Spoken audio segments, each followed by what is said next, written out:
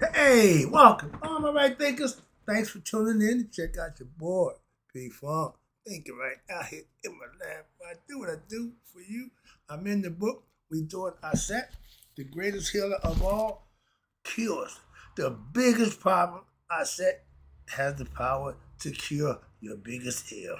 I'm doing it now. Ignorance. Let's talk about it. She's the greatest healer.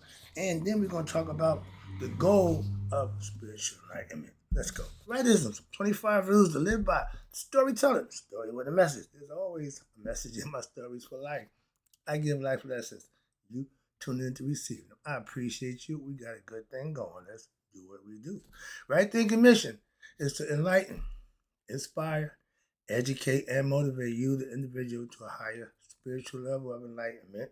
Right thinkers' way of life through mental and spiritual discipline practice daily will help and guide you to obtain your goal of reaching spiritual enlightenment, aka know thyself. My mission that all right thinkers know thyself. If you're a right thinker, your goal is to know thyself. See where we're going with this? Let's get there together. So I asked the question: do you know you? Well, when I get through, that's what I do for you. It's rhetorical, but if you don't have to answer that for yourself, tune in. I got you. A person who knows not and knows not that they know not is foolish. Disregard them. Don't be them. A person who knows not and knows that they know not is simple, but you can teach them. That's why I do what I do for you. I appreciate you too. Stay tuned. I got more for you. A person who knows not and believe and think that they know is dangerous, avoid them. I do. A person who knows and knows not that they know is spiritually asleep. Can awaken them. I'm the spiritual alarm clock here to wake you up with knowledge of self. That's what I do for you. A person who knows and knows that they know is wise. Follow them. All these persons reside in you. Right thinkers know thyself and to my yacht be true. We about to wrap up the myth with Ra and Aset. So let's get going because Aset was considered the strongest magical goddess ever. She had the ultimate power equal to Ra's. All right, so let's go. Right thinkers, P Funk's philosophy on Ra, the myth of Ra and Aset, and the Aset, which is the healer of the greatest ills, ignorance. And we're gonna get the goal of spiritual enlightenment. A twofer. Shouldn't take that long. There are two quick lessons right here. Let's go. So Aset, the knower of all things now. What did she do? After she gained the power, she bestowed it, meaning gave it, who? Put upon her son, which is Haru, the spirit that's in me and you. We have intuitive knowledge thanks to her. Why? Because she gave Haru what we call divine vision. This is the eye of consciousness. This is the eye that sees all, which is represented by the eye of Ra. In this teachings, here you go. The left eye represents the moon. It symbolizes intellect. The left side of your brain is more rational, logic, and intellectual. Okay, that's the male side. And then the relative to knowledge, it represents, symbolizes intellect of the relative knowledge of creation, which is this world. The right eye represents the essence of the spirit, the all seeing conscious eye, and both constitute what we call complementary opposites to make a whole of what we call spiritual consciousness. You need them both. Heart, mind, coherence. They use the mind, both sides, left and right hemisphere, which is fine, but you got to have the spirit and consciousness. They go together. Watch this. So spiritual consciousness. Hello. Spiritual consciousness leads to spiritual enlightenment. This will help you succeed in your personal struggles to bring upon what? In your life, justice, truth, and righteousness, and virtue. These are qualities for the world. This is the idea for all human beings. More important, right thinkers. All right, who follow right thinker philosophy in the goddess Aset. You should see yourself as what? Children of the goddess. Just like we the children of the God, we children of the goddess also. That's what Aset represents, the ultimate mother and the first teacher. As they put themselves in her care, trust in her teachings. By what? Practicing her teachings. Go ahead, boy. Of what? Yoga of wisdom, which is which what she demonstrates through her myth, her story, telling you how she got her knowledge, and the spiritual disciplines that they teach at her temple. You can get instructed with these things, and they will receive the fruits of what we call spiritual wisdom, divine vision, and immortality. And some people call it self-discovery, self-mastery, becoming one with God, the oneness with the divine. Same concept. That's what you want to do. Consciously become one with God. The spirit is already there. Now, let's wrap it up with, I'll get to this next 1 second. But thus, we say Aset is what we call the ultimate healer. Okay? She got power. Why? Aset is the healer of what we know to be the greatest illness in all creation. Death. Ignorance. Okay? She brought her husband back from the death, resurrected him, and her son. But she also brought the enlightenment, the knowledge of self to all. That's what she represents. Intuitive knowledge and wisdom that you have inside you. She heals the human beings from the illness of what? Ignorance. I love that. And that's my whole hook right there. I'm going to take you from being ignorant to enlightenment. And she is the one who creates the healing for those ignorant of their true self. For all you who don't know who you are, I'm here to help you change that concept. That's what I'm saying. I do what I do for you to help you to know you. She is the transmitter of the grace of the divine to all creation, and it's in the form of the eye of intuitional vision. That's inner vision. The third eye don't see out, it sees in. And it's in the form of her son, which is the spirit that's in me and you. Yep, Haru. All right. So it wasn't just his father that was famous. His mother was pretty bad herself. Watch this. Also, she is a possession. She's in possession of the total power, and she's able to assist every human being to survive the poison of ignorance. She saved her son, she saved her husband, and the illusion about the world, and even about the nature of the divine itself. So this is what Aset meant when she referred to a certain man, the son of a certain man, in essence, Asar, or y'all know him as Osiris, and Haru, y'all know him from Horus. I can't use them names. I don't like neither one of them, so I call them by their natural names, Asar and Haru, respectively. But all spiritual aspirants, I mean, anybody that's born into the human form, we are spiritual aspirants. We are Asar and Haru. Spiritually, our Father is Asar. We're the offspring of Haru. Our goal and our job here in the human form is to become conscious of ourselves, defeat our ego self, and be a best, live your potential to become the warrior of yourself, save yourself, so to speak, and become what? Having knowledge of self, so that when this life is physical life over, you go back to your Father. That's the original story. Y'all got the same story in Christian, same story, but y'all got to only begotten son. Dramatas in there. No, we got the concept. That's why you got to put it to them straight like that. And when you do this, being Haru means what? That all spiritual aspects are actually Asar and Haru. And in the myth of the Asarian resurrection, Aset is the one who resurrects both Haru and Asar through what? Through the power which comes from what? Knowing the divine name of Ra, aka the self. The self, again, we see it as the individual. The ego is not the self. This is what they start out with. This is the dot. This is what God starts out. From the energy to what? Molecules, atoms, all the other good stuff to come to here. Let me break it down right quick. start out with energy. Energy, frequency, and vibration. Energy leads to frequency. Frequency leads to atoms. Atoms leads to molecules. Molecules break down to physical objects. The self is the source of substance, of all the certain of all creation, from the energy to the atom, from the atom to the molecule, from the molecule to compounds, and from the compounds to physical objects such as plants, food, human beings, animals, plants, stars, etc. That's what this shows you a picture of. Now, let's wrap it up with the goal of spiritual enlightenment. It's based on the story I just gave you of Ra and Aset.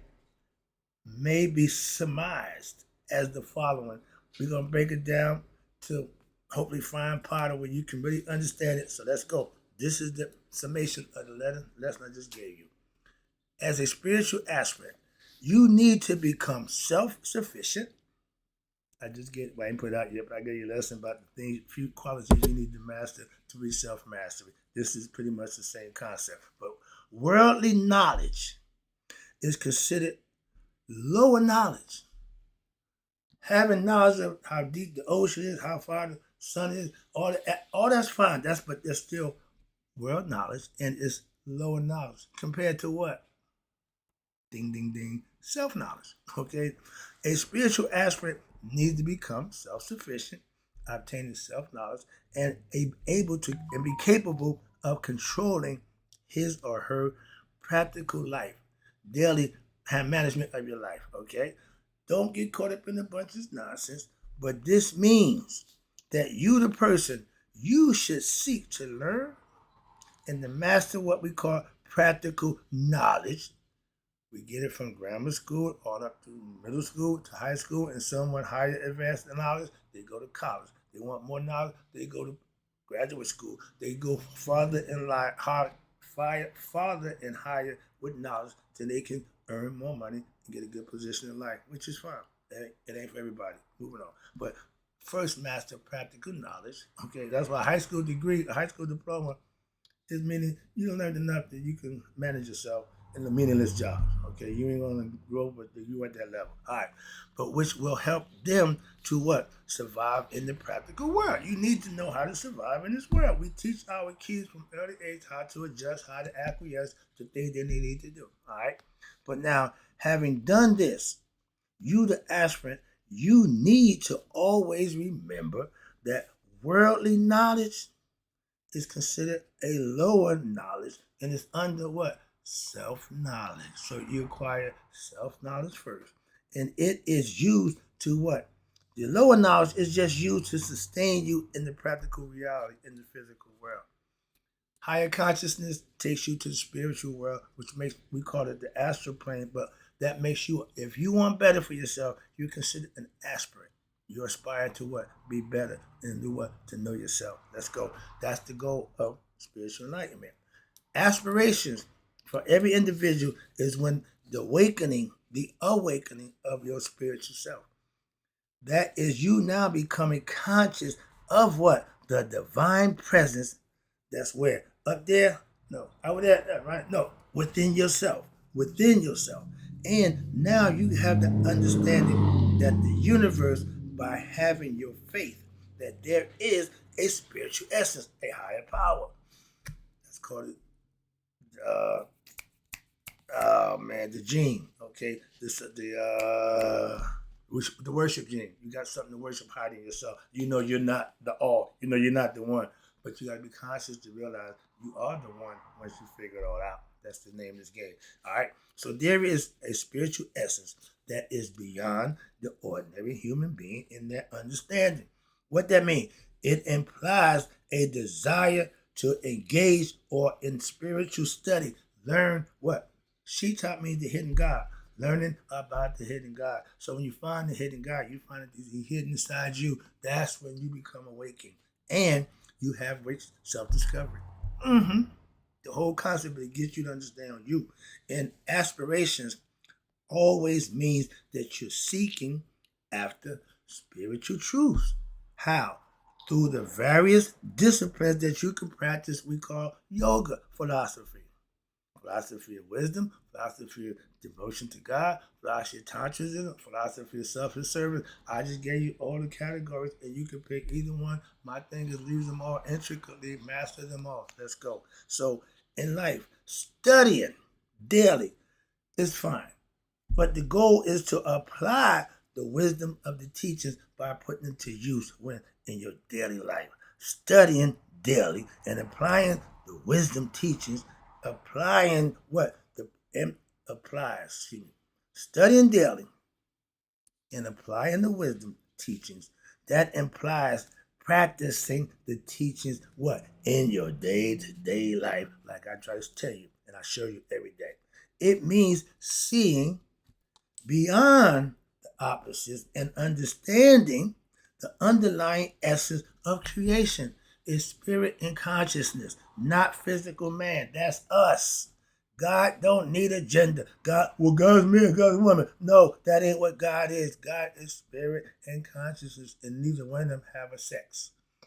Sex is for the physical body. Come on, y'all. All right, let's go. I'm almost home. Oh, this is going to be a quick lesson. I know y'all said thank God.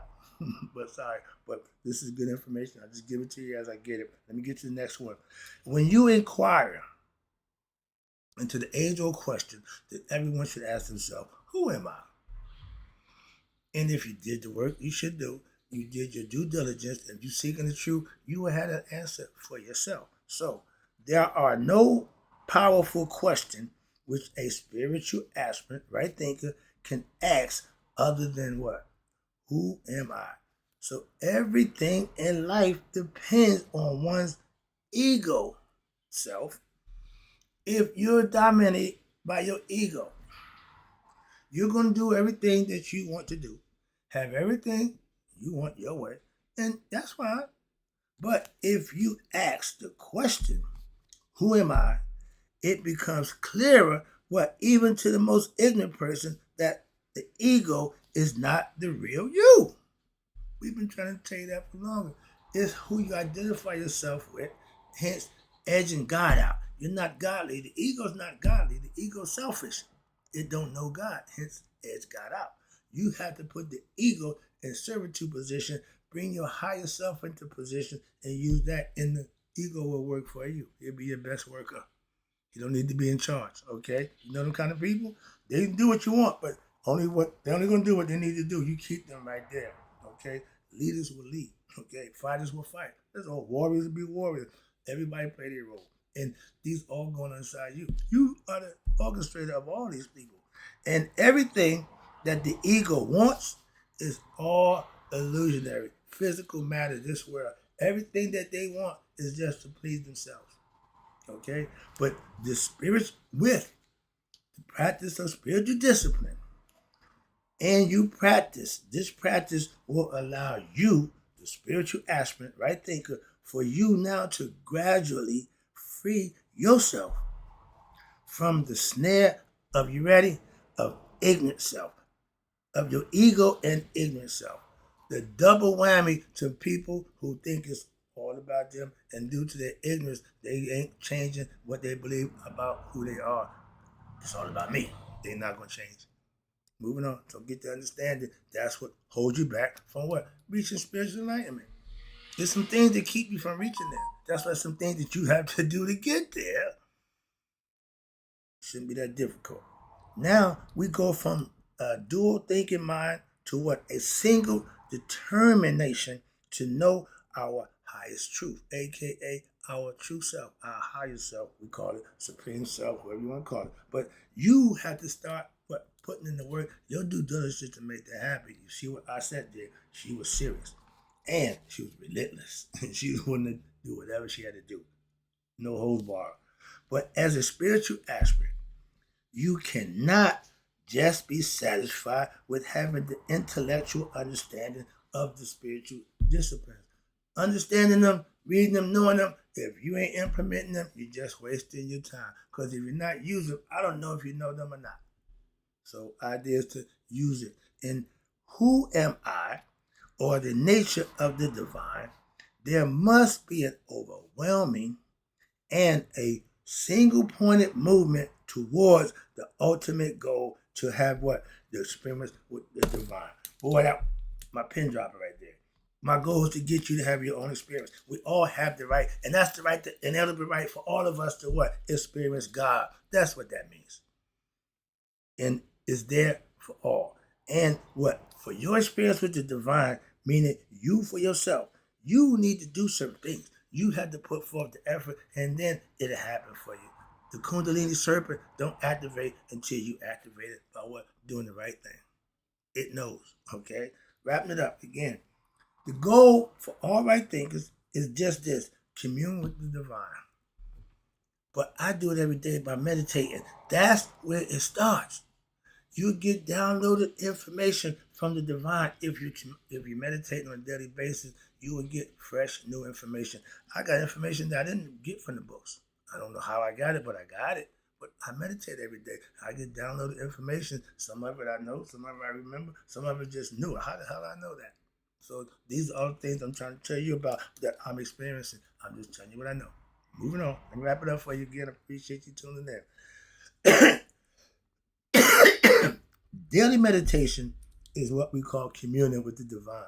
Not every now and then. You should be in tune. I'm God conscious all the time. Why? I'm always in communion with Him. I live in a meditative state of mind. I keep God on my mind, and my mind is on God all the time. I don't deviate. Why? An idle mind is the devil's workshop. Devil got no workshop in me. Devil don't got no thing with me going. He don't like me.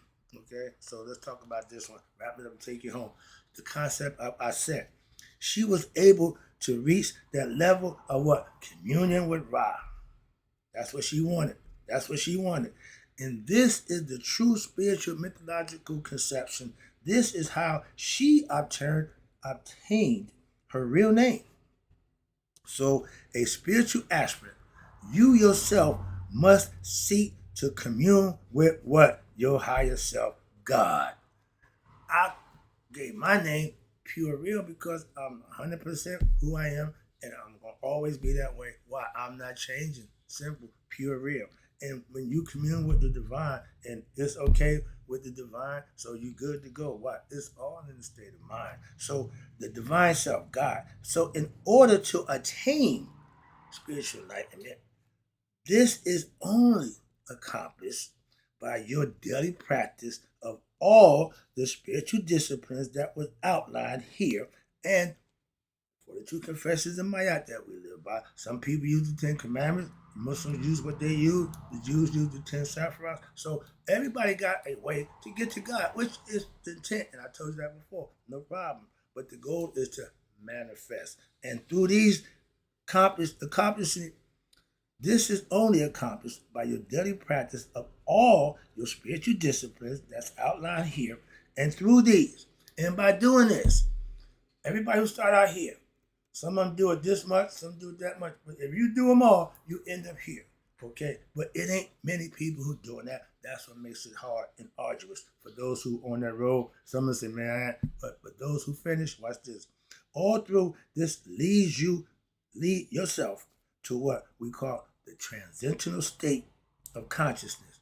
With this, the mind is connected with the heart conscious mind, and they become one.